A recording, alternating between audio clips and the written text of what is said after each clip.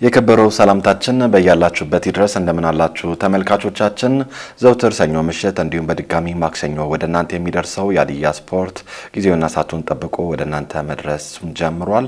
የተለያዩ ስፖርታዊ ጉዳዮችን በዛሬ መሰናዷችን የምናነሳ ይሆናል።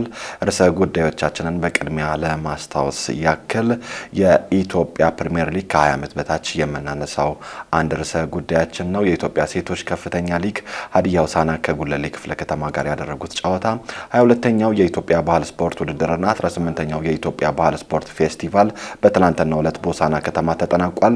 ከሱ ጋር በተያያዘም ጥቂት ርዕሰ ጉዳዮችን አንስተን መሰናዶም አዘጋጅተናል። የ22ኛው ሳምንት የኢትዮጵያ ፕሪሚየር ሊግ ከተደረገ በኋላ የኢትዮጵያ ፕሪሚየር ሊግ ለ2 ሳምንታት ተቋርጧል። ሀዲያ ሆሳዕና በሁለተኛ ዙር ያደረጋቸውን የመጨረሻዎች 3 ጨዋታ በጥቂቱ የምናነሳቸው ጉዳዮች ነው። የአብሮነት ቆይታችሁ ከኛ ጋር ይሁን።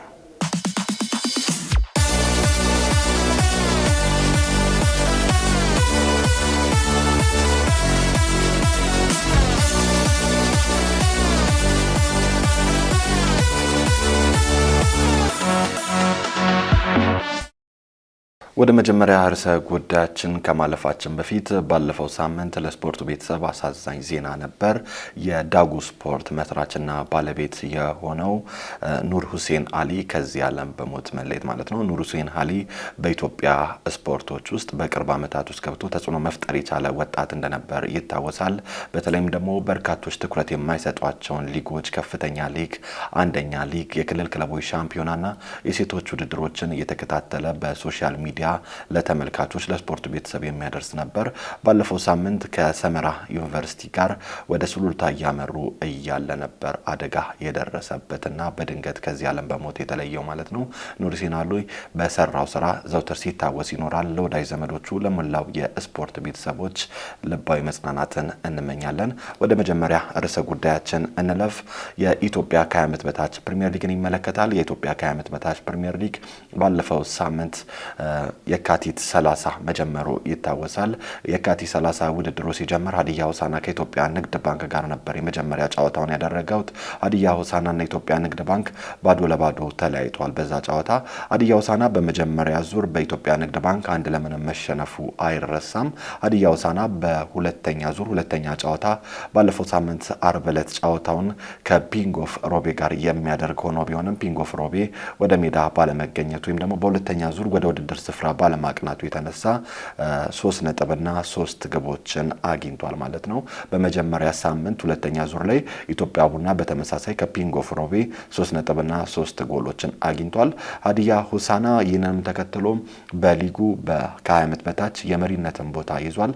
በ24 ነጥቦችና በ15 ንጹህ ግቦች ሊጉን እየመራ ይገኛል። የታዳጊዎችን ኢትዮጵያ ቡና በተመሳሳይ 24 ነጥብ 11 ግቦችን ይዞ ሁለተኛ ደረጃ ላይ ተቀምጧል።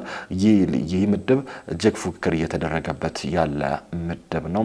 ኢትዮጵያ ቡና፣ ሐዋሳ ከነማ፣ አዳማ እንዲሁም ወላይታ ዲቻ እየተፎካከሩበት የሚገኝ ምርጥ ፉክክር እየታየበት ያለ ከ20 ዓመት በታች ውድድር ነው። ከ20 ዓመት በታች ውድድር በርካታ ጊዜ ታርጌት ተደርጎ የሚሰራው ለዋናው ቡድን በተጨማሪም ደግሞ ለኢትዮጵያ ሀገርን ወክለው የሚወጡ ተጫዋቾችን ለማፍራት ነውና ከዚህ ጋር በተያያዘም ይሄ ውድድር ጠቃሚ እንደሆነ ይታሰባል። ሀዲያ ስፖርትም ወደፊት አሰላ ድረስ በመጓዝ ይህንን ቡድን በተጨማሪም ከ20 ዓመት በታች ፕሪሚየር ሊግ ምን ይመስላል የሚለውን ወደ እናንተ በቅኝት የሚያስቀኛችሁ ይሆናል። ሁለተኛ ርዕሰ ጉዳያችን የኢትዮጵያ ሴቶች ከፍተኛ ሊግን ይመለከታል። በአዲስ አበባ ከተማ እየተደረገ ይገኛል። ይህ ውድድር የመጀመሪያ ዙር በሐዋሳ ከተማ በአርቲፊሻል ስቴዲየም ወይም ደግሞ በሎጊታ ስቴዲየም እንደተደረገ ይታወሳል። የሁለተኛ ዙር ውድድር በአበበ ቢቂላ ስቴዲየም ከቅዳሜ ዕለት ጀምሮ መደረግ ጀምሯል። ሀዲያ ሆሳዕናም የመጀመሪያውን ጨዋታ ቅዳሜ ዕለት አድርጓል ከጉለሌ ክፍለ ከተማ ጋር። ሀዲያ ሆሳዕናም 2-2 በሆነ አቻ ውጤት ፈጽሟል። በመጀመሪያ ዙር የሀዲያ ሆሳዕና ድክመት ተብሎ የሚታሰበው በመጨረሻ ደቂቃ የሚቆጠሩበት ግቦች ነበር። በዚህ ጨዋታ ላይ ግን ሀዲያ ሆሳዕና በመጨረሻ ደቂቃ በሚባል በ83ኛ ደቂቃ አግብቶ ነው 2-2 የተለያየው። የመጀመሪያ ዙር ጨዋታ ላይ ከጉለሌ ክፍለ ከተማ ጋር ሀዲያ ሆሳዕና 1-1 በሆነ አቻ ውጤት መፈጸሙ ይታወሳል። በዚህኛው ጨዋታ ደግሞ 2-2 በሆነ አቻ ውጤት ፈጽሟል ማለት ነው።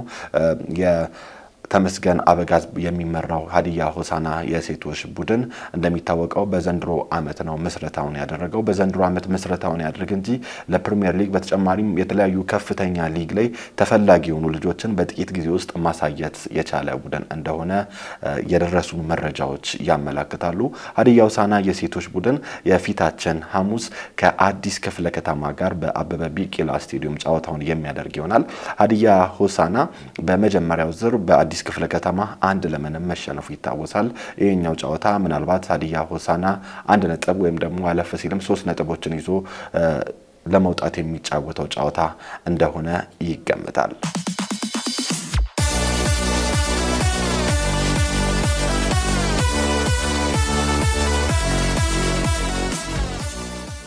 በመከታተል ላይ የምትገኙት ከሀዲያ ቴሌቪዥን የሀዲያ ስፖርት መሰናዶ ነው። አሁንም እንደቀጠለ ይገኛል። በቀጣይ ርዕሰ ጉዳይነት የምናነሳው 22ኛው የኢትዮጵያ ባህል ስፖርቶች ውድድርና 18ኛው የኢትዮጵያ ባህል ስፖርቶች ፌስቲቫልን በተመለከተ ነው። በማዕከላዊ ኢትዮጵያ ክልል አስተናጋጅነት በሆሳና ከተማ ሲደረግ የነበረ ይህ ውድድር ያለፉትን 9 ቀናት በሆሳና ከተማ በ11 የውድድር አይነቶች 10 ክልሎችና 2 የከተማ አስተዳደሮች በዚህ ውድድር መካፈል ችሏል። የሆሳና ከተማ አስተዳደር እንግዳን የማስተናገድ አቅሙን በበቂ ሁኔታ የፈተሸና ሆሳና ከተማም እንግዶቿን በአግባቡ ተቀበላ በሰላም ማስተናገድና በተጨማሪም በእንግዳ ተቀባይነቷም ምስክርነት ማቆየት የቻለች ከተማ መሆኑን በውድድሩ ልንመለከት ችለናል። ከ1376 በላይ እንግዳዎች በሆሳና ከተማ በስፖርት ተሳታፊነት ብቻ የተገኙ ናቸው። የተለያዩ በቪአይፒ የተለያዩ እንግዶች ነበሩ። ሆሳና ከተማም እነዚህን እንግዳዎች ያለፉትን 9 ቀናት በውድድር በተጨማሪም በሆሳና ከተማ ከ10 እና ከ11 ቀናት በላይ ቆይታ ነበራቸው። መልካም ምስክርነቶችንም ስለ ሆሳና ከተማ የሰጡበት ውድድር እንደነበረ መመልከት ችለናል። ውድድሩ በትላንትናው ዕለት ፍጻሜውን ሲያገኝ አማራ ክልል በአጠቃላይ የውድድሩ አሸናፊ ሆኗል። በመሰናዶ ላይ በክብር እንግድነት የባህልና ስፖርት ሚኒስቴር የስፖርት ዘርፍ ሚኒስትር ዴኤታ የሆኑት አቶ መክዩ መሐመድ፣ የኢትዮጵያ ባህል ስፖርት ፌዴሬሽን ፕሬዝዳንት የሆኑት ወይዘሮ ህይወት መሐመድ፣ የማዕከላዊ ኢትዮጵያ ክልል ወጣቶችና ስፖርት ቢሮ ኃላፊ አቶ ጌታቸው ሌሊሾና በርካታ የፌዴራል የክልልና የዞን አመራሮች በመሰናዶ ላይ ታድመው ነበር። አማራ ክልል በአጠቃላይ ባሸነፈበት በዚህ ውድድር በርካታ ውድድር አይነቶችን መመልከት ችለናል። 11 የባህል ስፖርቶች ነበሩ በዚህ ውድድር ላይ የቀረቡት ማለት ነው። ዋንጫዎችን ማን አሳኩት የሚለውን እንመልከት በጥቂቱ። በገበጣ ባለ 18 ጉድጓድ ላይ አዲስ አበባ ከተማ አስተዳደር በወንዶች ባለድል ሆኗል። በሴቶችም በተመሳሳይ አዲስ አበባ ከተማ አስተዳደር ነበር ባለድል የሆነው። በገበጣ ባለ 12 ጉድጓድ አማራ ክልል፣ በሴቶች ደግሞ አዲስ አበባ ከተማ አስተዳደር ባለዋንጫ ክብር ሆነዋል ማለት ነው። በፈረስ ጉግስ ወንዶች አዲስ አበባ፣ በፈረስ ሽርጥ ወንዶች ኦሮሚያ ክልልና በሴቶችም ኦሮሚያ በፈረስ ሽርጥ አሸናፊ ሆኗል ማለት ነው። በቀስት ወንዶች አማራ ክልል፣ በሴቶች ኦሮሚያ ክልል፣ በቀስት ድብልቅ አዲስ አበባ ከተማ አስተዳደር የዋንጫ ባለቤት ሆነዋል በዚህ ውድድር ላይ። ውድድሮቹ በኩርቦ ወንዶች አማራ ዋንጫ ባለቤት ሆኗል። በሴቶችም በተመሳሳይ አማራ ክልል ባለቤት ሆኗል። በድብልቅ ኩርቦም አማራ ነው ባለድል የሆነው። በኩርቦ ላይ በሶስቱም በተዘጋጁት ዋንጫዎች የአማራ ክልል ነው ባለድል የሆነው። የገና ጨዋታን ኦሮሚያ ክልል ነው በዋንጫ ያጠናቀቀው። ከማዕከላዊ ኢትዮጵያ ክልል ጋር ነበር የፍጻሜ ጨዋታቸውን ያደረጉት። ከአጋማሽ በኋላ በማዕከላዊ ኢትዮጵያ በተቆጠረበት ግብ ነው 1-0 ተሸንፎ ኦሮሚያ ባለክብር ሊሆን የቻለው። በሁለተኛ ይዘው ማዕከላዊ ኢትዮጵያ አጠናቋል። በሶስተኛ ደረጃ ደግሞ በገና ጨዋታ አማራ ክልል አጠናቋል። ትግል በወንዶች አዲስ አበባ ከተማ አስተዳደር፣ በሴቶች አማራ ክልል ባለድል ሆነዋል። የዋንጫ ባለቤትም ሊሆኑ ችለዋል። ባህል ስፖርት ፌስቲቫል ይህ ከፍተኛ ትኩረት የተደረገበት የስፖርት ዘርፍ ወይም ደግሞ የፌስቲቫሉ ዘርፍ ነበር። 3 ክልሎችና ለሽልማት የቀረቡበት ውድድር ነው ይህ ውድድር ማለት ነው። ኦሮሚያ ክልል ነው በአንደኝነት ይህንን ውድድር ያጠናቀቀው። በሁለተኛ ደረጃ ማዕከላዊ ኢትዮጵያ ክልል፣ በሶስተኛ ደረጃ ደግሞ ደቡብ ምዕራብ ኢትዮጵያ ክልል ነው ይህንን ውድድር ሊያሸንፉ የቻሉ። በስፖርታዊ ጨዋነት ደቡብ ኢትዮጵያ ክልል የዋንጫ ባለቤት ሆኗል። ማዕከላዊ ኢትዮጵያ ክልል በአዘጋጅነት ተጨማሪ ዋንጫ ሊያገኝ ችሏል።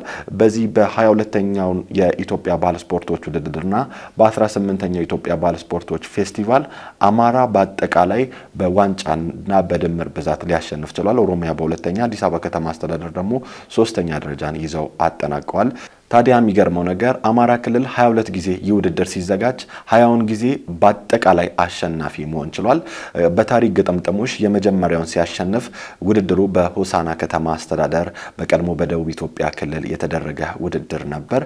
20ኛውንም ሲያሳካ በተመሳሳይ በሆሳና ከተማ ተደርጓል። በዚህ ውድድር ላይ በርካታ መልካም ጎኖች የታዩበት ሲሆን እንደ ክፍተት ምናልባት ሊነሳ የሚችለው 3 ክልሎች ብቻ ተጽዕኖ መፍጠራቸው ወይም ደግሞ አሸናፊ ሆነው መታየታቸው ምናልባት ሌሎች ክልሎች ጋር የቤት ስራ ሊሆን ይገባል ብዬ አስባለሁ።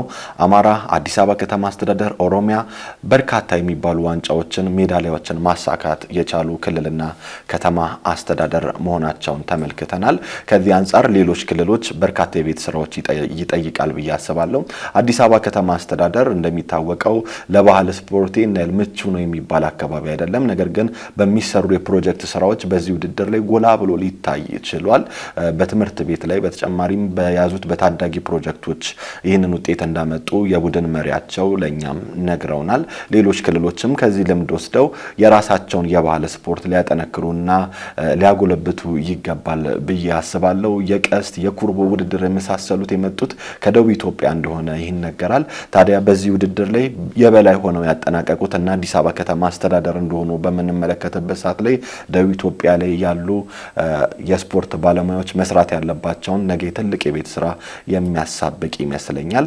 22ኛው የኢትዮጵያ ባህል ስፖርቶች ውድድርና 18ኛው የኢትዮጵያ ባህል ስፖርት ፌስቲቫል በሆሳና ከተማ የነበረው ቆይታ ምን ይመስላል? ሀዲያ ስፖርት ዳስሶታል። መሰናዷችንን ተከታትለን እንመለስ።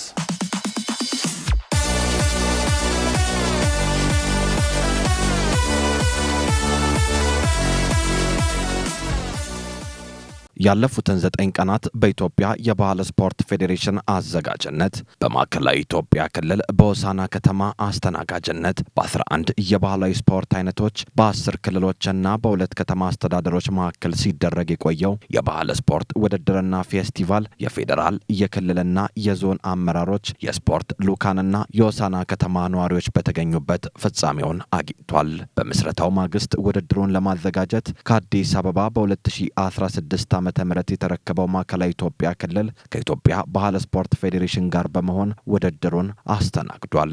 3 የስፖርት ማዘውተሪያ ስፍራዎችን ያዘጋጀው ክልሉ የቤት ውስጥ ውድድሮችን በዋቸሞ ዩኒቨርሲቲ፣ የፈረስ ጉግስና የፈረስ ሸርጥ ውድድሮችን በዱባንቾ ሜዳ እንዲሁም የተቀሩት የሜዳ ላይ ተግባራት በአብዮ ኤርሳሞ መታሰቢያ ስቴዲየም አድርጓል። ሀዲያ ስፖርትም በማዕከላዊ ኢትዮጵያ ክልል የነበራችሁ ቆይታን እንዴት አገኛችሁ በሚል ለተሳታፊ ልኡካን ጥያቄ አቅርቧል።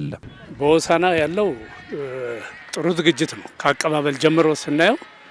ምክንያቱም የክልሎችን የገቢ ምንጭ ወይም የስፖርተኛውን የወጪ አቅምና አገናዝቦ በዩኒቨርሲቲው ላይ ጥሩ ዝግጅት አልጋ እንዲተኙ በነፃ እንዲሆኑ መደረጉ ትልቅ ስራ ነው የተሰራ። በሌላውም ስናይ የሜዳውም ዝግጅት ጥሩ ነው። የባህል ትርኢቱም ጥሩ ነው። ህብረተሰቡም ጥሩ ነው ያለው አመለካከት ለስፖርተኛው ጥሩ እንትን ስለሆነ ለኛ ተመችቶናል።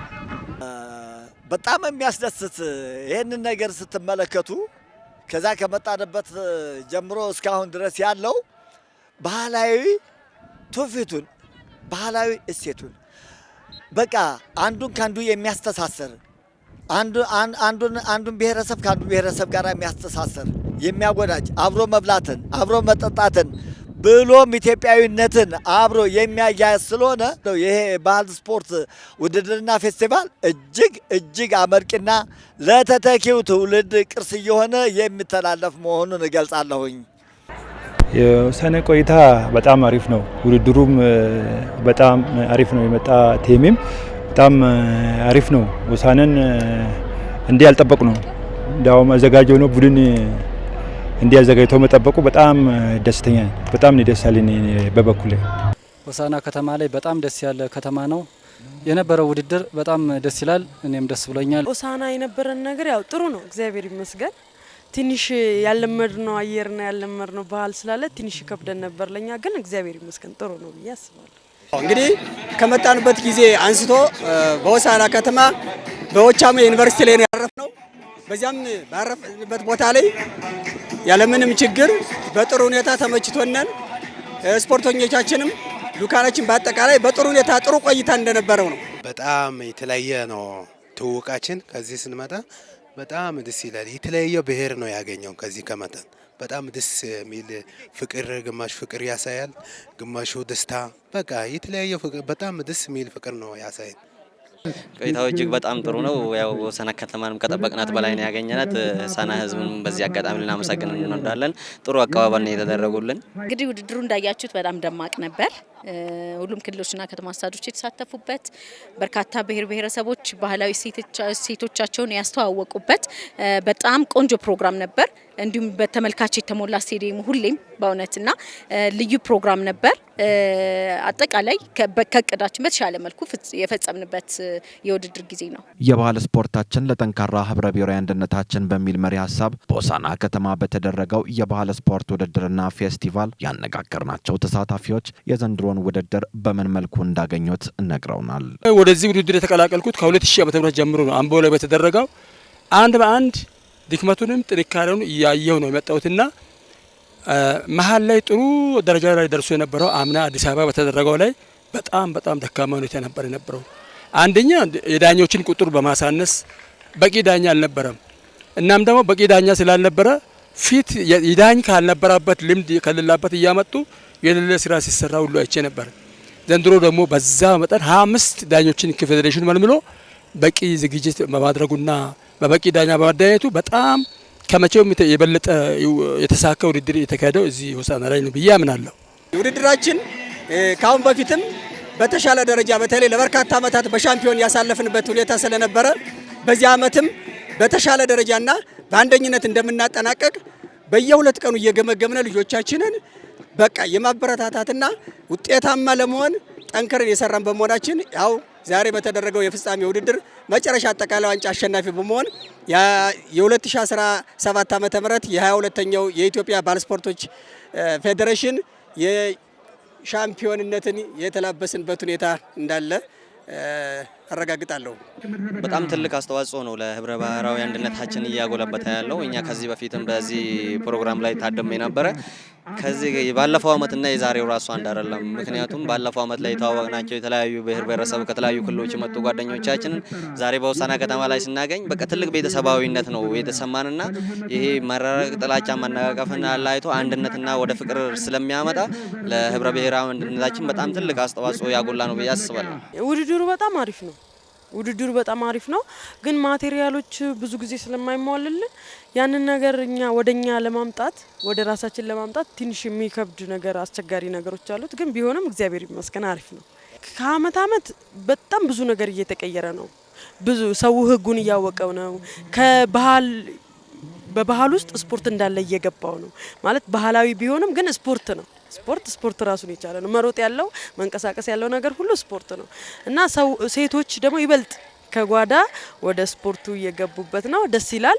እንግዲህ ከማደሪያ ጀምሮ ልኡካን ቡድኖች አንድ ላይ እንዲያርፉ በማድረግ በትርፍ ሰዓታቸው ከውድድር ውጭ ያላቸውን ባህላዊ ሴቶቻችን እርስ በርስ እንዲያስተዋውቁ እንዲሁም ደግሞ ያላቸውን ህብረ ብሔራዊ አንድነት የሚያጠናክሩበት ልዩ መድረክ ነበር። እዚሁ ጋር ተያይዞ እንግዲህ በዚህ ውድድር ላይ ማለት ነው በርካታ ተሳታፊዎች ከሁሉም ከተለያዩ ክልሎች ነው የመጡት። እዚህ ላይ ያላቸው በተለያዩ የባህል ፌስቲቫል ፕሮግራሞች ላይ ያላቸውን እሴትና ባህል በደንብ ያስተዋወቁበት ነበር። እርስ በርስ ያላቸውን ግንኙነት በውድድር ሰዓት ውጭ ብታይ እያንዳንዱ አብሮ ነው የምታያቸውና በጣም ልዩ ፕሮግራም ነበር። ውድድሩ ከድሮ በጣም አሪፍ ነው። አንድ የቲም ብዛት አለ። የቲም ብዛቱ የክልሎች አደረጃጀት ዝግጁ መሆን ሁሉም እንግዲህ ባህሉን በየአካባቢው የሚችለውን ያህል እዚህ ልምድ ነው ባይዘይ የዚህ የምናደርጋቸው ውድድሮች አንደኛ ልምድ ምን ወስድባቸው ናቸው። የሰራውም ያልሰራውንም ምን ደረጃ ላይ እንዳለ ራሱን የሚፈትሽበት ስለሆነ ሁሉም ሰው ሰርቶ በተለይ በቀጣይ እንግዲህ አንዳንድ በኦሎምፒክ ደረጃ የባህል ስፖርቱ እናስገባለን የሚል እንደ ሀገር አቀፍ የተያዘ ጉዳይ አለ። ስለዚህ ሁሉም ሰው ሰርቶ ባህሉን፣ ወጉን፣ ልምዱን እያሳወቀ የባህል ስፖርቱን ወደፊት ከፍ ለማድረግና በአፍሪካ እንዲሁም በዓለም ደረጃ እንዲታወቅ ሁሉም ጥረት ማድረግ እንዳለበት የሚያሳይ ውድድር ነው የዚህ ዓመት ውድድር።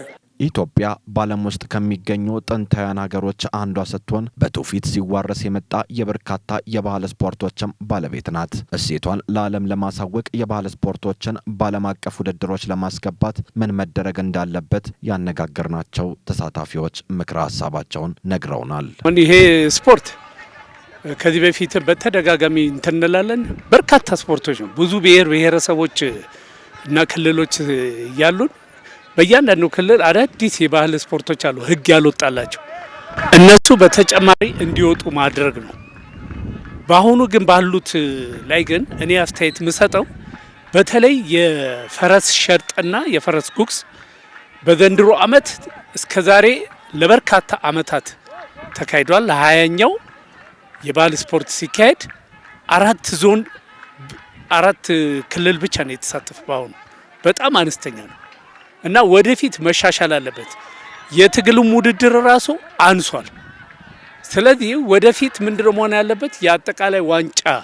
የአጠቃላይ ዋንጫ ነጥብ አሰጣጡ በትግል ላይ መጨመር አለበት። ምክንያቱም ትግል ላይ ያንዳንዱ ሰው ወርቅ ባመጣ ቁጥር በአጠቃላይ 5 ነው የሚሰጠው ነጥብ የሚሰጠው። ኢንዶር ጌምም አንድ ለተጫወተ 5 ልፋት ያለው እንትን። ስለዚህ አሁን ለ5 እየተባለ አሁን ተወዳዳሪዎች አነስተኛ ሆነዋል። ለ5 ነጥብ እየተባለ ማለት ነው። ነጥቦቹ ግን በጨመሩ ቁጥር አጠቃላይ ዋንጫ ለመውሰድ ነጥቦቹ ቢጨምሩ ተሳታፊዎችም የዛን ያህል ይኖራሉ ብዬ ገምታለሁ። ከዛ ውጭ ህጎች መሻሻል አለባቸው። ህጎች በቃ 2010 ላይ እንደተሻሻለ ነው። ከዛ በኋላ አልተሻሻለም። ከየክልሎች ልምድ ያላቸው ረጅም ዓመት ያገለገሉ ኢንስትራክተሮች ስላሉ እነዚህ ሰዎች ይዞ እንትን ማለት አሁን ብዙ ጊዜ ደንብ ማሻሻል ላይ የሚጠሩት ኢንስትራክተር ያልሆኑ ግን ቡድን መሪ ምናምን ሆኑ ነው። እነዚህ አይደለም፣ ይሄ ለውጥ ያመጣው። ስለዚህ ከዳኞች ኢንስትራክተሮች አሉ፣ ከአሰልጣኞች ኢንስትራክተሮች አሉ። ለዚህ ራሱን የቻለ ፌዴሬሽኑ የኢትዮጵያ የባህል ስፖርት ፌዴሬሽኑ ሰፊ በጀት ይዞ ስልጠና ሰጥቶ ደንቦች የሚስተካከሉትን እንዲስተካከል ካልተደረገ በዚሁ የምንቀጥል ከሆነ ግን አስቸጋሪው ነው። ወደፊት እየጠፋ ይመጣ። አሁን የፈረስ ጉግስ 4 ክልል ብቻ ነው ያለ። የሚቀጥለው ስንት ይመጣል ብለን እናስብ፣ ህጎቹ ካልተሻሻሉ። ትግልም ድሮ ሴቶች በሰፊ ነበር የሚሳተፈው፣ አሁን ቀንሷል። እነዚህ ነገሮች ሁሉ በጣም አጣብቂኝ ውስጥ ወይም የጥያቄ ምልክት ውስጥ ስለሚያስገባ እነዚህ ነገሮች ሁሉ ጥንቃቄ ያስፈልጋል ለማለት ፈልጌ ነው። ይህ ባለ ድርሻ አካላት እዚህም ብቻ ሳይሆን ይሄ ባህል ስፖርታችንን ወደ ኦሎምፒክ መተዋወቅ አለበት። ኦሎምፒክ መድረስ አለበት። ኦሎምፒክ ሊደርስ የሚፈልግ ነገር ከሆነ ሁሉም ኢትዮጵያዊ የሚመለከት ባለድርሻ አካላትም ሆነ ኢትዮጵያውያን የሆነ ከባህሉ ሳይወጣ የባህሉን እሴት እያስተላለፈ ጥሩ ነገር ይመሰረታልና ይህንን እኔ የምለው በቀጥታ ኦሎምፒክ ለማድረስ የሁላችንም የሚዲያም ተሳትፎ ያስፈልጋል። የባለድርሻ አካላት ያስፈልጋል። መንግስታዊና መንግስታዊ ያለ ድርጅቶች በመረባረብ ይሄንን ነገር እኛ አሁን ኦሎምፒክ ደረጃ ላይ ለማስተዋወቅ ከፍተኛ ጥረት እየተደረገም ነው። በትምህርት ቤቶች በአዲስ አበባ ደረጃ የምታዩት ከፍተኛ ፕሮጀክት አለ። እጅግ አመርቂ ፕሮጀክት አለ። ይሄ ፕሮጀክት የባህል ስፖርት ፕሮጀክት ትልቅ ሚና እየተጫወተ ነው። አሁንም በውጤት ደረጃም ከፍተኛ ፉክክር እየተደረገ ነው። ጥሩ ውጤትም ያዝ ነው። በፕሮጀክት ከተጀመረ በትምህርት ቤቶች ውድድር ከተጀመረ በተለያዩ መስሪያ ቤቶችና በግል የውድድር ዘርፎች ከተጀመረ እርግጠኛ ነኝ በአጭር ጊዜ ውስጥ ባህል ስፖርታችንን ኦሎምፒክ ላይ የማናደርስበት አንድም ነገር የለም ብዬ አስባለሁ። ያው እንግዲህ አሁን ባልየ ነው በዚህ ዓመት በምናደረግናቸው ውድድሮች በተለይ ይሄ የባህል ስፖርት ውድድር ፉክክሩ ከተወሰነ አካባቢ ላይ እየሆነ ነው። ለምሳሌ በአዲስ አበባ፣ በኦሮሚያ እና በአማራ ክልል። ስለዚህ ሁሉም ሰው ጥሩ ተፎካካሪ እንዲሆን ጠንክሮ መስራት እንዳለበት ለሁሉም በያለበትና በየአካባቢው ይህንን ደግሞ የወጣቶችና ስፖርት የባህል ስፖርቶች ፌዴሬሽን ጠንክሮ ሊሰራ ይገባል የሚል ሀሳብ አለኝ። ይሄ ባህል ስፖርት ለዘመናዊ ስፖርት መሰረት ነው። በአፍ ነው የሚባለው፣ ግን እንደ ዘመናዊ ስፖርት ብዙዎቹ ሁሉም ክልሎች ወረድ ብሎ ከቀበሌ ከወረዳ ከዞን በከተሞች ደረጃ ቢያስፋፉ ይሄ ስፖርት እንደ ዘመናዊ ስፖርት በጣም ሰፊው ይሆናል ብዬ ገምታለሁ። ስለዚህ በታች ሰርቶ ባልና ሚኒስቴሩም በታች ፕሮጀክቱን እያቋቋመ ከተሞች ላይ ዞኖች ላይ እየሰጠ አድቫንቴጅ እየሰጠ ክትል አርጎ ተተኪ ብዙ ማፍራት ይችላል። አስቀድሞ እንዲዘጋጁ ያለ ማድረግ ነገር አለና ይሄ እንግዲህ በድጋፍም ጭምር ቢሆን ይመረጣል። ሀገር አቀፍ ማለት ትልቅ ተቋም ነው። ስለዚህ የተወሰነ ድጋፍ ለክልሎች ባህል ስፖርቶች ድጋፍ እያደረገ እንዲያድ ፍጥነት መጨመር ነው። በእድገቱ ፍጥነት መጨመር መቻል አለበት። እኔ ምን አደረኩ ብለን መስራት አሁን እኔ በበኩሌ ምን አደረኩ ለሀገሬ ምን አመጣው ብዬ መስራት ከዛ ከመንግስት ደግሞ ትኩረት ይስጠን ማቴሪያሎችን ያሟላልን በቃ ማቴሪያል ከተሟላ ትኩረት ከተሰጠው ምንም አይለወጥ ነገር የለም። የኢትዮጵያ ባህል ስፖርት ፌዴሬሽኑ ትልቁን ሚና ይዞ እሱ ነው። ምክንያቱም ጅቡቲ አለ፣ ሱዳን አለ፣ ኬንያ አለ፣ ኤርትራ አለ። እኛ 5 ቢያንስ በኢንተርናሽናል ደረጃ ለመቅረብ ከ4 እና ከ5 ከሆነ ኢንተርናሽናል መግባት ይችላል።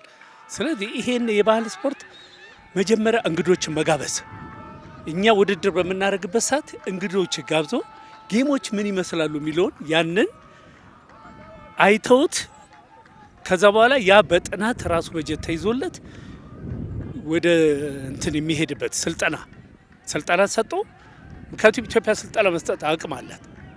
ምክንያቱም የባህል ስፖርቱን የጀመረች እሷ ስለሆነች ይሄንን ካልቸር ስልጠና ሰጣለ። እነዚህ ቅድም ያልኳቸው 5 አጎራባች ሀገሮችን ስልጠና ሰጠው ውድድሮች ማድረግ ይቻላል። እንደዚህ ካላደረግን ግን ይህ ሁልጊዜ የበጀት እጥረት እያለ የምንል ከሆነ ይኸው ዛሬ 3ኛ ዓመት ደረስን።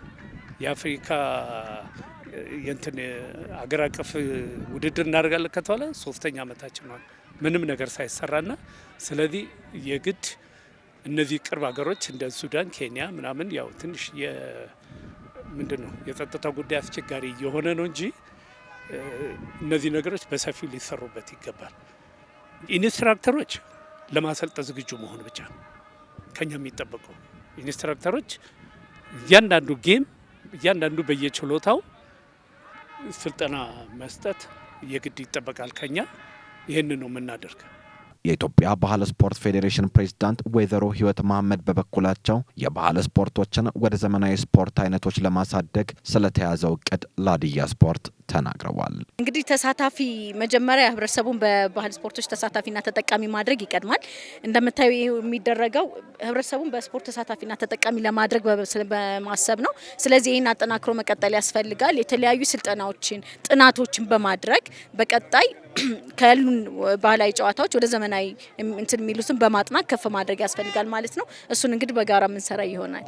ኢትዮጵያ 293 የባህል ስፖርት አይነቶች እንዳላት የባህልና ስፖርት ሚኒስቴር መረጃ ቢያመላክትም 11 የባህል ስፖርቶች ብቻ ህግና ደንብ ወጥቶላቸው በውድድር ላይ መዋል ችለዋል። በዘንድሮ 22ኛው የኢትዮጵያ ባህል ስፖርት ውድድርና 18ኛው የኢትዮጵያ ባህል ስፖርቶች ፌስቲቫል በቀጣይ ወደ ውድድር ይካተታል የተባለው መነሻውን አፋር ያደረገው የኮኢሶ ባህላዊ ስፖርት በአፋር ሉካን በፌስቲቫሉ ላይ ቀርቧል።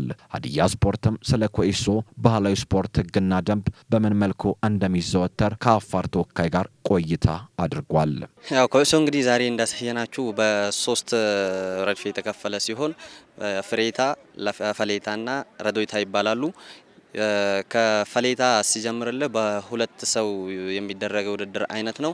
የነጥብ አያያዙ ሰውየው ቅድም እንዳያችሁት ከማድረጉ በላይ በእጁ ሲያወጣ 1 ነጥብ ይቆጠርለታል። እንደ አሸናፊ ሆኖ የሚቆጠረው 10 ነጥብ ሲደርስ ነው ማለት ነው። በህጉ መሰረት ሁለቱም ቡድኖች አንድ 9 ነጥብ ላይ ከደረሱ ወደ 7 ተመልሶ ከ7 ይጀምራል ማለት ነው ነጥቡ። በዚህ ሂደትም አንዳንድ ፋውሎች አሉ። ኳስ በእግር መንካት አይቻልም። የእጅ ኳስ ብቻ ነው። ዋንታች በእጅ ብቻ ነው። በእግር መንካት ያስቀጣል ማለት ነው። ሌላኛው ደግሞ ፍሬታ ይባላል። 4 ተሆኖ የሚጫወት ሲሆን የነጥብ አካሄዱም እንደዛው ነው። ሶስተኛው ደግሞ ረዶይታ ይባላል። በቡድን የሚጫወት ነው።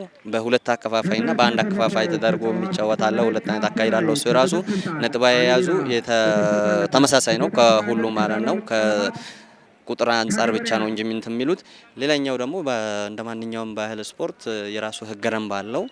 በዛ ውስጥ የተለያየ ፋውል ሊሰራብ ይችላል። መሰበርም አለ፣ መሞትም አለ። ይሄ ማለት በሪላክስ በፍቃደኝነት የምትጫወተው ነገር ስለሆነ ጸብ የለውም። ስፖርታዊ ጨዋነትን የጠበቀ ነው ማለት ነው። እና ያው ማንም ሰው ደግሞ ለመማር ቢፈልግ ኩዕሶ በጣም ሲምፕል እና አንድ ታይቶ ሊለመድ የሚችል ስፖርት አይነት ነው። እንግዲህ ያው በክልል ደረጃም አጠቃላይ በሉን የህዝብ ግንኙነቶች ላይ ኩዕሶ በባህል ስፖርቶች እንዲካተት ጥረት እያደረግን ነው ያለው። አንዱ ዛሬ እዚህ መድረክ ላይ ያቀረብነው ትርኢት የዛ አንዱ አካል ነው። በተለያየ ደረጃ ላይ ያሉ መንግስት አካላትም ሆኑ የአፋር ተወላጆች በባህል ስፖርቶች ላይ ኩዕሶ እውቅና ተሰጥቶት ማንኛውም ብሔረሰብ እንዲጫወትና የራሱ እንዲያደርግ ይፈለጋል። አሁን በአብዛኛው በአፋር ብቻ ነው የሚደረገው፣ ግን አልፎ አልፎ በአፋርና ወደ ራያ አፋርና ራያ የሚገናኙበት አካባቢዎች ላይ አንዳንድ የራያ ተወላጆች ከኛ ጋር የሚጫወቱበት አጋጣሚ አለ። በዚህ አጋጣሚ አሁን እዚህ መድረክ ላይ ከኛ ጋር የታዩ የሆሳና ልጆች አሉ። ትውልዳቸው እኛ ጋር ነው። እነዛ ልጆች ሞር ከኛ እኩል ስለ ኩዕሶ ያውቃሉ። እነሱም ወደዚህ አመጥተው ይሄንን ኩዕሶ ለሆሳና ህዝብ ብሎም ለኢትዮጵያ ህዝብ የማስተዋወቅ ከፍተኛ አስተዋጽኦ እየተጫወቱ ይገኛል። በዚህ አጋጣሚ እነሱንም ላመሰግናቸው እወዳለሁ። የኢትዮጵያ ባህል ስፖርት ፌዴሬሽን ፕሬዝዳንት ወይዘሮ ህይወት መሐመድ በበኩላቸው ኩዕሶን በተመለከተ እየተደረገው ስላለው ጥናትና ምርምር ነግረውናል። እንግዲህ የአፋር ኩዕሶ በዚህ አመት እንዳያችሁት የማስተዋወቅ ስራ ተሰርቷል፣ ጥናት ተደርጓል። በቀጣይም ጥናቱ ተጠናቆ በሰፊው እንትን የሚባልበት የምናስተዋውቅበት እንዲሁም ደግሞ በተለያዩ ሲምፖዚየሞችን በማዘጋጀት ደግሞ በደንብ ተገምግሞ በቀጣይ ወደ ውድድር ስፖርት የሚገባበት ልዩ ፕሮግራም ይኖራል በቀጣይ ማለት ነው። የባህል ስፖርት እንዲለማ መንግስት፣ ህዝብ፣ የባህል ስፖርት ፌዴሬሽን፣ መገናኛ ብዙሃን የራሳቸው የጎላ ድርሻ እንዳላቸው ያነጋገርናቸው ተሳታፊዎች ሲነግሩን የታዘቡትንና ቢሰራበት ያሉትንም ነግረውናል። ብዙ ጊዜ በሌሎች የስፖርት አይነቶችም የሚታየው አይነት ድክመት አለ። ያ ማለት አንድ የውድድር ወቅት ሲቃረብ ብቻ የሚደረግ ስፖርት ብልጭታ ወይም ወቅቱን ያልጠበቀ ነገር የሚሆን ነገር አለ፣ የሚታይ ነገር አለ። ይሄ በባህል ስፖርት በባሳ መልኩ ነው ያለው። አንደኛ 11ዱንም የስፖርት አይነቶች ክልሎች በያሉበት ከዞን ጀምሮ ውድድር አካሄደው አይደለም የሚያመጡት። አብዛኞቹ ወዲያው ከየአካባቢ ገሌና ነይ ተብላው የሚያደርጉት ውድድር ስለሆነ በቂ ዝግጅት ተደርጎ የሚደረግ ውድድር ያለመሆኑ ውድድሩ ወደፊት የተሻለ ነገር ውጤት እንዳይመጣ የሚያደርጉት ድክመቶች እነዚህ ናቸው። ምንድነው ለዚህ መፍትሄ? በየአካባቢ ቢያንስ አንደኛ ደረጃ ስልጠና የወሰደ ዳኛ አይጠፋም።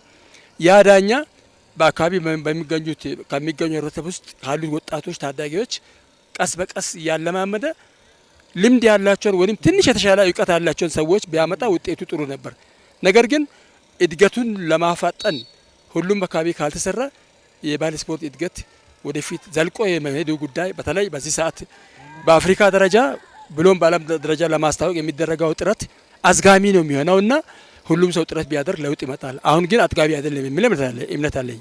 ሁሉም ሰው የራሱ የሆነ ታይለንት አለው፣ እንግዲህ ተስጦ አለው። በዛ ተስጦውን እያሳደገ መሄድ መቻል አለበት። አንዱ የመጫወት ተስጦ አለው፣ አንዱ የማቴሪያል መስራት ተስጦ አለው። እኔ አሁን ለምሳሌ የፈላጊዎች እጥረት እንጂ የማቴሪያል እጥረት የማስወገድ ስራ እየሰራው ነው ያለው። በዚህ አጋጣሚ ነግራችሁ በሀገር አቀፍ ደረጃ ብቸኛ አቅራቢ ነኝ ማቴሪያል። ነገር ግን ፌዴሬሽኑ አሁን እያደረገ ያለው የማቴሪያል ፍላጎትና ሲሰራ ያለው ሁኔታ የማቴሪያል ፍላጎትን የሚያሰፋ አይመስለኝም ብዬ ገምታለሁ። ስለዚህ ምንድነው እያንዳንዱ ሰው በሚችለው አቅም ለሱ ያለውን የባህል ስፖርት ችሎታውን ትንሽም ቢሆን ለሌሎች ሼር በማድረግ በማስፋት ለለውጥ ካልሰራ በስተቀር በአመት አንድ ጊዜ የሚደረግ ስፖርት እንደመሆኑ ለውጥ ሊመጣ ስለማይችል ሁሉም ሰው ማሰብ አለበት ብዬ ገምታለሁ። ሁል ጊዜ የሚሰማኝ የስፖርት ፕሮግራም ዝግጅት ሲዘጋጅ አንድ ቀን ሬክላሙ ላይ የባህል ስፖርት እንትን የለው። የእግር ኳስ የመረብ ኳስ ምናምን ማስታወቂያ ሲሆን የባህል ስፖርት ስለገና የለውም ወይ ጌም የለውም። እነዚህ ነገሮች ግን ሁል ጊዜ ከክልልም እስከ ከክልሎች ጀምሮ እስከ እንትኖች እያንዳንዱ ቴሌቪዥን እከታተላለሁ። እኔ ከሀዲያም የእንትኖችን ማያለው። ግን እንግዲህ ገበጣ አብዛኛው ይመጣው ወደዚህ አካባቢ ነው። ግን የገበጣ ጨዋታ የስፖርት ማስታወቂያው ላይ የለም እና ከላይ ጀምሮ ትተውታል እላለሁ እና ይሄ መቅረት የለበት። ይሄ ሲኖር ነው እድገቱ የሚኖር። ምክንያቱም አሁን እግር ኳሱ ምኑ ያ የፈረንጁ ጨዋታ ነው በቃ። ይሄ ግን የባህል ስፖርት ቢያንስ ገበጣ ሲጫወቱ ወይ ገና ሲጫወቱ ምናምን የሚያሳይ የስፖርት ማንኛውም የስፖርት ማስታወቂያ ላይ የለም። ይሄ ነገር ሊታረም ይገባል ብዬ ነው እኔ እንደራሴ ማለት። ምክንያቱም ትልቁ ትኩረት የተሰጠበት አርሶ አደሩ የሚያወጣበት ገንዘብ ሰፊ ስለሆነ ይህን ትኩረት ተሰጥቶት ቢሰራ ጥሩ ነው የሚል እንትን አለኝ። እንግዲህ በመጨረሻም ምለው ይህንን የመሰለ ፕሮግራም አዘጋጅቶ የሀገርን ፍቅር አንድነትን ያሳየን ለሆሳዕና ሕዝብ ላቅ ያለ ምስጋና ላቀርብ እወዳለሁ። እንግዲህ የአጠቃላይ የማዕከላዊ ኢትዮጵያ ክልልን እንዲሁም ደግሞ የኢፌዴሪ ባህልና ስፖርት ሚኒስቴርን ይሄ ወደ ፕሮግራም በደመቀ መልኩ እንዲሳካ ስላደረጉ ስላገዙን በጣም አመሰግናለሁ። ህብረተሰቡንም እንዲህ የሆሳዕና ህብረተሰብ በጣም ልዩ ነበር። ከዛ በተጨማሪ ግን ልኡካን ቡድኖች በልዩ ስፖርታዊ ጨዋነት ውድድሩን በማከናወናቸው በጣም ነው ደስ ያለኝ። በጣም ደስ ብሎኛል። አመሰግናለሁ። ተመልሰን መተናል። ተመልካቾቻችን የአብሮነት ቆይታችሁ ከኛ ስላልተለየ ከልብ እናመሰግናለን። ከዚህ ጋር በተያያዘ ወደ ቀጣይ ርዕሰ ጉዳያችን ስናልፍ የማዕከላዊ ኢትዮጵያ ክልልን ይመለከታል። በ22ኛው ሀገር አቀፍ የባህል ስፖርቶች ውድድርና 18ኛው የኢትዮጵያ ባህል ስፖርቶች ፌስቲቫል በአስተናጋጅነት በተሳታፊነት ውድድሩን ሲያሳልጥ የነበረው የማዕከላዊ ኢትዮጵያ ለልኡካን ቡድኑ በትላንትናው ዕለት የሽልማትና የምስጋና መሰናዶ አዘጋጅቶ ነበር። ለልኡካኑ ተሳታፊያን ባመጡት ውጤት መሰረት ሽልማት ተበርክቶላቸዋል። የማዕከላዊ ኢትዮጵያ ክልል ወጣቶችና ስፖርት ቢሮ ኃላፊ የሆኑት አቶ ጌታቸው ሌሊሾ በዚህ ወቅት እንደተናገሩት 2016 ላይ ይህንን ውድድር ወደ ማዕከላዊ ኢትዮጵያ በሚመጣበት ሰዓት ላይ በብዙ ስጋትና በተጨማሪም እንደ መልካም አጋጣሚ ተቆጥሮ እንደነበር ሊያነሱ ሞክረዋል። እንደ ስጋት የፈሩት ነገር ቢኖር አንደኛ አካባቢው እንደ አዲስ የተዋቀረ ከመሆኑ ጋር በተያያዘ ይህንን ውድድር የማስተናገድ አቅም አለው የሚለው የመጀመሪያ ጥያቄ ነበረ። ከዚህ አንጻር ብዙ ስራዎችን በመሰራቱ ይሄ ስጋት መቀረፉንና በህብረት መሻገራቸውን አንስተዋል። እንደ መልካም አጋጣሚ ደግሞ ማዕከላዊ ኢትዮጵያ ክልል አዲስ ክልል እንደመሆኑ ለቀረው ለኢትዮጵያ ህዝብ ለማሳወቅ እንደ መልካም አጋጣሚም ቆጥረ ነው ነበር። ይህንን ውድድር ወደ ክልላችን እንድናመጣ ካደረጉ ነገሮች ውስጥም ዋነኛው ይሄ ነው በማለት ጠቅሰዋል። በተጨማሪም ቱባ ባህላችንን የምናስተዋውቅበት እንደሆነ አምነን በመቀበላችን ይህንን ውድድር በስኬት ተቀብለን በስኬት አስተናግደን እንግዶቻችንን ሸኝተናል። የጸጥታ ችግር ሳይፈጠር በዚህም እንደኮሩ ተናግረዋል። ውጤቱን ላመጡ ስፖርተኞችን በተጨማሪም ውጤት በጠበቁት ልክ ባለመምጣቱ ላዘኑ ስፖርተኞችም የማጽናናትን መልእክት አስተላልፈዋል። ከውጤት ባሻገር ግን ለነገ ብለን የምንሰራው ነገር ሊኖር ይገባል የሚለው የአቶ ጌታቸው ሌሊሾ ዋና መልእክት ነበር። የክልሉ ወጣቶችና ስፖርት ቢሮ ምክትል ኃላፊና የስፖርት ዘርፍ ኃላፊ የሆኑት አቶ ሰይፉ አለሙ በበኩላቸው ክልላችን መልካም ገጽታን ማሳየት መቻሏን በዚህ ውድድር በደንብ ሊያነሱ ችለዋል። የጸጥታ ችግር ሳይኖር በሰላም ስፖርተኞቹ መሸኘታቸው ለክልላችን ሌሎች እውነቶችን ለማዘጋጀት መልካም እድል በሌሎች ጊዜዎች እንደሚፈጥር እንዳብነት አንስተዋል ማለት ነው። በማዕከላዊ ኢትዮጵያ ክልል ውጤት ላመጡ ስፖርተኞች በተጨማሪም ለተሳታፊም ሳይቀር ሽልማት ተበርክቷል። ይህ ነገር ሊያድግና ሊበረታታ ይገባል። ስፖርተኞች በሚበረታቱበት ሰዓት ላይ ነገ ተተኪዎች እንዲፈሩም መልካም አጋጣሚ ነውና የማዕከላዊ ኢትዮጵያ ክልል ወጣቶችና ስፖርት ቢሮ በተጨማሪም የማዕከላዊ ኢትዮጵያ ክልል መንግስት የወሰደው እርምጃ ትልቅ ነው ማለት ይቻላል።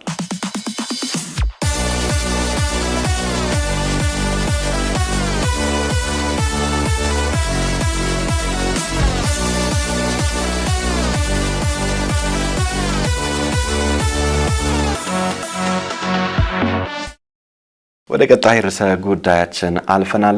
22ኛ ሳምንት የኢትዮጵያ ፕሪሚየር ሊግ ተደርጎ በኋላ የኢትዮጵያ ፕሪሚየር ሊግ በኢትዮጵያ ብሔራዊ ቡድን ወይም በኢንተርናሽናል ጨዋታዎች ምክንያት ለ2 ሳምንት ተቋርጧል። የኢትዮጵያ ፕሪሚየር ሊግ 22 ሳምንታትን ደርሷል። ኢትዮጵያ መድን በመሪነቱ ቀጥሏል። ኢትዮጵያ መድን 20 ጨዋታዎችን አድርጎ 12ቱን አሸንፎ በ5ቱ አቻና በ3ቱ ተሸንፎ ሊጉን በ41 ነጥብ እየመራ ይገኛል። ኢትዮጵያ መድን ኢትዮጵያ ፕሪሚየር ሊግ ላይ በዘንድሮ አመት ኮንሲስተንሲ ያለው ክለብ ነው ማለት ይቻላል። ይህ ክለብ በወላይታ ዲቻ ሽንፈት ገጥሞት ነበር በ21ኛ ሳምንት። ነገር ግን ከአምናው ቻምፒዮን ጋር ነበር በ22ኛው ሳምንት የተገናኘው። ኢትዮጵያ ንግድ ባንክን 2-1 በማሸነፍ መሪነቱን በ8 ነጥብ ከፍ ሊያደርግ ችሏል። ሌላው በእታችኛው ወይም በግርጌ ላይ የሚገኘው በፕሪሚየር ሊጉ ላይ ወልዋሎ ነው። 1 አሸንፏል። ሀዲያ ሆሳዕናን ያሸነፈበት ጨዋታ ነው። ይህ እንደሚታወሰው 6 ጨዋታ አቻ ተለያይቷል። ተጫውቷል 13 ተሸንፏል በ9 ነጥብ ግርጌ ላይ ይገኛል የወራጅ ቀጠና ላይ እርግጠኛ እየተሆነበት የመጣ ክለብ ቢኖር ወልዋሎ ነው ምናልባት የኢትዮጵያ ፕሪሚየር ሊግ ስለሆነ በተጨማሪም የሊጉ ነጥብን በመነመለከተበት ሰዓት ላይ የተራራቀ ስላልሆነ ምናልባት ወልዋሎ ማሸነፍ የሚችል ከሆነ ሊጉ ላይ ያለ መውረድ ተስፋ ያለ ክለብ መሆኑን መመልከት እንችላለን ሊጉ ላይ ግን በርካታ ክለቦች የሚነሳባቸው ኮንሲስተንሲ ወይም ደግሞ ቀጣይነት ያለው የማሸነፍ ወጥነት አይታይም ከዚህም ጋር በተያያዘ የመጀመሪያ ሳምንታትን የሚመሩ ክለቦችን በመነመለከተበት ሰዓት ላይ በመጀመሪያ ዙር በነበሩ 5 እና 4 ሳምንታት ወላይታ ዲቻ ድሬዳዋ ሲዳማ ቡና ከፊት ሆነው ሊጉን በጥሩ ጅማሮ የጀመሩ ክለቦች ነበሩ መሃል ላይ ግን እነዚህ ክለቦች ወርደው እንመለከታቸዋለን መሃል ላይ በመጀመሪያው ዙር መሃል ላይ ማለት ከ7ኛ ከ8ኛ ሳምንት ጀምሮ እስከ 10 እስከ 13 እስከ 14 እነዚህን ተሻግሮ በሄዱ ውድድሮች ደግሞ መቻል ሀዲያ ሆሳና ባህር ዳር ከነማ ፊት ሆነው ይህንን ሊግ ይመሩ እንደነበር ይታወሳል በተለይ መቻል ረጅም ሳምንታትን መሃል ላይ ሆኖ የሊጉን መሪነት ተቆጣጥሮ እንደነበር ይታወሳል መጨረሻ ሳምንት ላይ ኢትዮጵያ መድን ሀዲያ ሆሳና በአንጻራዊነት ቅዱስ ጊዮርጊስ የተሻሉ ክለቦች ነበሩ ነገር ግን አሁንም ኮንሲስተንሲ በመናነሳበት ሰዓት ላይ እነዚህ ክለቦች አሁን መሪነት ላይ አናገኛቸውም የሊጉ የደረጃ ሰንጠረዥ በየጊዜው በተለይ ደግሞ ጨዋታዎች ተቋርጠው በተመለሱ ቁጥር መሪና ተመሪ በትልቅ ደረጃ ተገለባብጠው ነው የምናገኛቸው ሊጉ በሁለተኛ ዙር ሲቋረጥ ሀዲያ ሆሳና ሁለተኛ ደረጃ ላይ እንደሆነ እናስታውሳለን አሁን ሊጉ በሁለተኛ ዙር ሲቋረጥ ደግሞ ሀዲያ ሆሳና 5ኛ ደረጃ ላይ እናገኘዋለን 5ኛ ደረጃ ላይ የነበረው ባህር ዳር ነው አሁን ከፍ ብሎ የምናገኘው ማለት ነው ይህ የሊጉ ክለቦች ወጥነትን በትልቁ የሚያሳይ ነው ምናልባት አሁን ወላይታ ዲቻ ነው በተከታታይ 3 ጨዋታዎችን በማሸነፍ ከፍ ብሎ የመጣው በሁለተኛ ዙር ላይ ወጥ አቋም አሳይቷል የሚባለው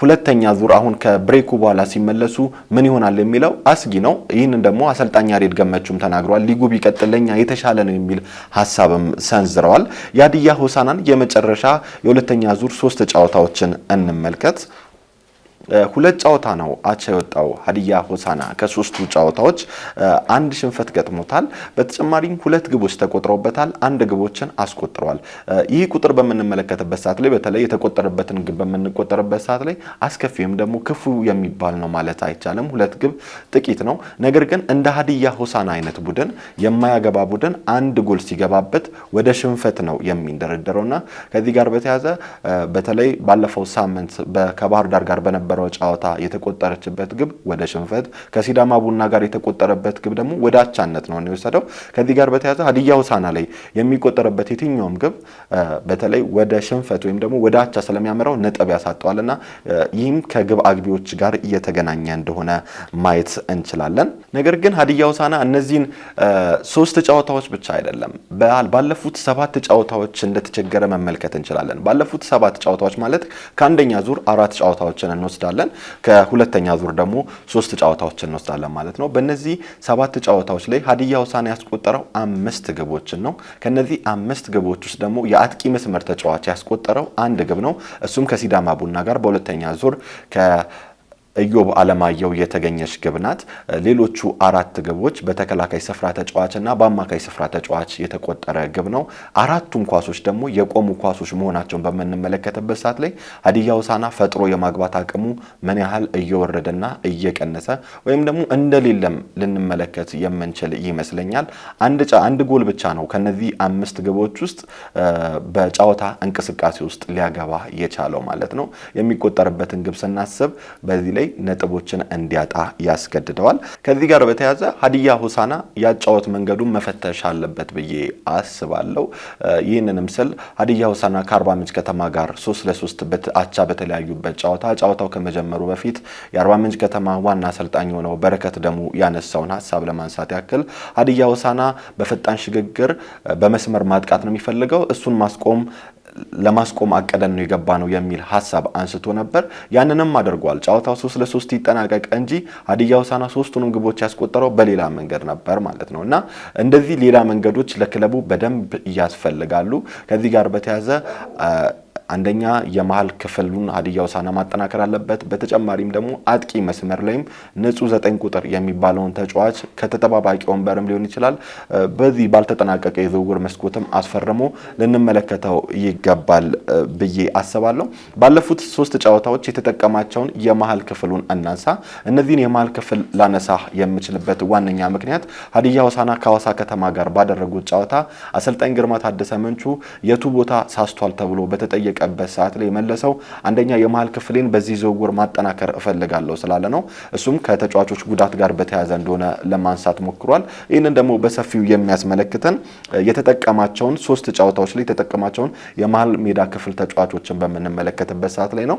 የመጀመሪያው ጨዋታ ላይ የተጠቀመው ብሩክ በየነ፣ ብሩክ ማርቆስና በየነ ባንጃ እነዚህ 3 ተጫዋቾች ነበር በመሃል ሜዳ ክፍል ላይ የተጠቀመው። በሁለተኛ ላይ ደግሞ አንድ ተጫዋች ለወጠ። እሱም ማን ነው? በየነ ባንጃን በአስጨናቂ ነበር የተካው። ብሩክ በየነ፣ ብሩክ ማርቆስና አስጨናቂ ነበሩ በሁለተኛው ጨዋታ ላይ የመሃል ሜዳ ክፍሉን የመሩት። በሶስተኛው ጨዋታ ላይ ደግሞ በምንመለከትበት ሰዓት ላይ በየነ ባንጃ፣ ብሩክ ማርቆስና ከማል ሀጂ አዲስ ከሀላባ የፈረመው ተጫዋች ነበር የመሃል ሜዳ ክፍሉን በጥምረት ሊመሩት የቻሉት። የመሃል ሜዳ ክፍል በየትኛው መስመር በመስመር የሚጠቃ በመሃል ለመሃል የሚጠቃ ወሳኝ ነው፣ የጨዋታውን ባላንስ የሚያደርግ ነውና ከዚህ አንፃር ሀዲያ ሆሳዕና ከአጥቂም ባሻገር መሃል ሜዳ ክፍል ላይም ተጫዋቾችን ወይ ከታች ያሉትን ተጠባባቂ ወንበር መለስ ብሎ ማየት ያስፈልጋል።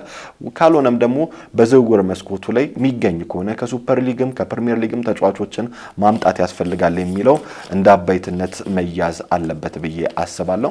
ምናልባት ባለፉት 3 ጨዋታዎች ላይ የታዩ መልካም ነገሮች ብለን ልናነሳ የምንችለው ሱራፌል ተመስገን ደብሬን ወደ ደቂቃዎችን ማግኘት መጥቷል። በተጨማሪም ታሪኩም ጸደቀ የተወሰኑ ደቂቃዎችን አግኝቷል።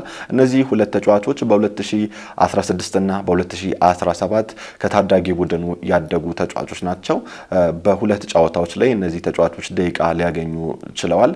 ከዚህ አንፃር እነዚህ መልካም ጅምሮች ናቸው ማለት ይቻላሉ።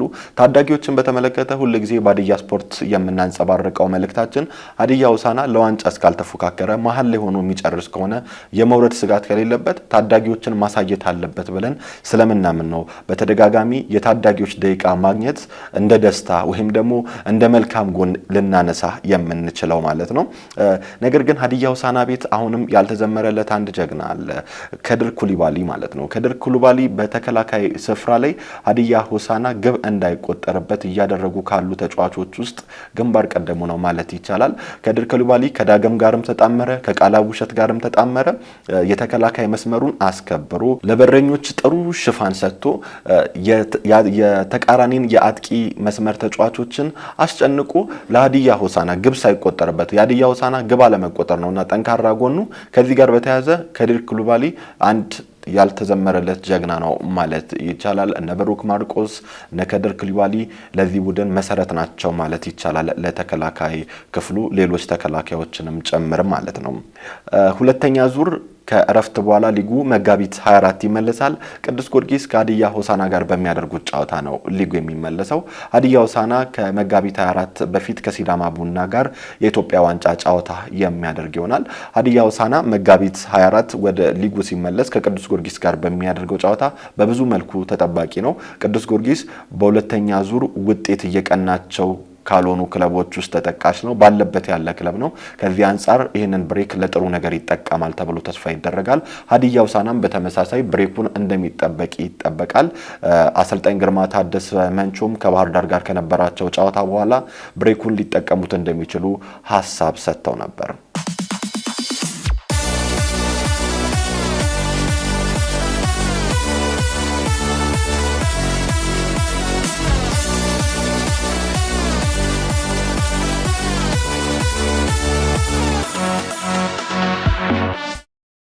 የተለያዩ ስፖርታዊ ጉዳዮችን ያነሳንበት የዚህ ሳምንቱ የሀዲያ ስፖርት መሰናዶ ይህንን ይመስል ነበር።